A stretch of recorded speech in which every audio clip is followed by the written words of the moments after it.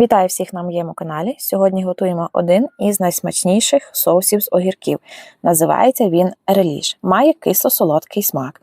Найчастіше його використовують для бургерів, шаурми, різних видів канапок або ж просто до м'яса.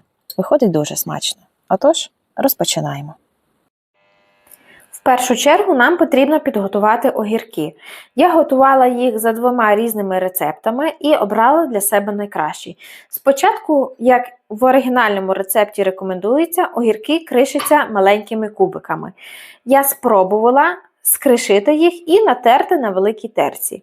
Як бачите, знову їх натерла на великій терці. Мені так набагато смачніше і консистенція набагато густіша. Тому тут орієнтуйтесь за своїм смаком. Чому одразу готуємо огірки? Тому що вони постояли і трішечки пустили свій сік. Далі вкидаємо цибулю, яку я теж покришила дрібненькими кубиками.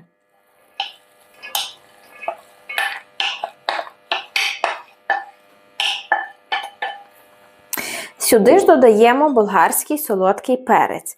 Я взяла різні кольори, червоний та жовтий. Можна брати лише червоний. Я люблю, щоб була красива кольорова гама. Ви ж теж орієнтуйтеся за своїм смаком. Кришимо його дрібненьким кубиком.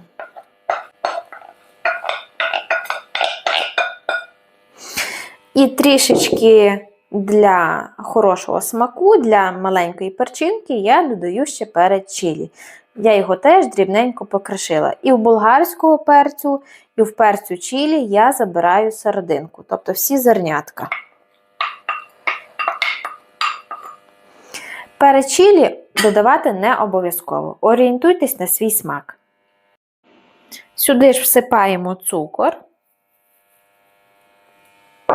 сіль, куркуму для гарного кольору та гірчицю лагідна та в зернах.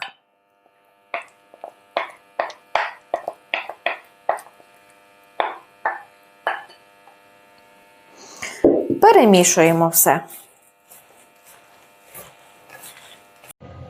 Ставимо на вогонь та доводимо до кипіння. Після закипіння варимо 30 хвилин. Як бачите, у нас вже є багато соку. Буде ще більше. Минуло 30 хвилин. Вливаємо оцет та перемішуємо все до однорідності.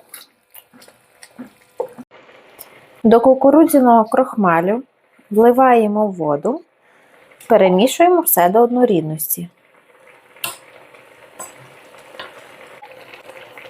Виливаємо до овочів, перемішуємо і варимо ще 5 хвилин. В цей же момент в мене в духовці вже стерилізуються банки. Минуло 5 хвилин, виключаємо вогонь, дістаємо наші стерилізовані баночки і наповнюємо їх.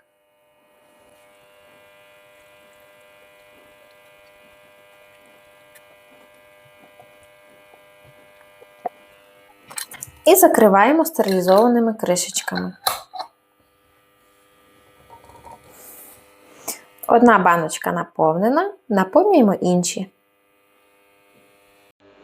З цієї порції у мене завжди виходить 4 літри смачного соусу.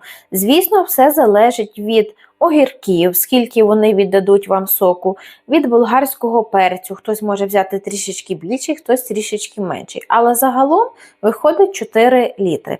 Зараз я його накриваю чимось тепленьким, пледом, наприклад, або ж курточкою, і залишаю на ніч. Зранку покажу вам, яка буде в нього консистенція. Соус виходить дуже смачний. Це один із найпопулярніших соусів, які використовують для бургерів, канапок або ж шаурми.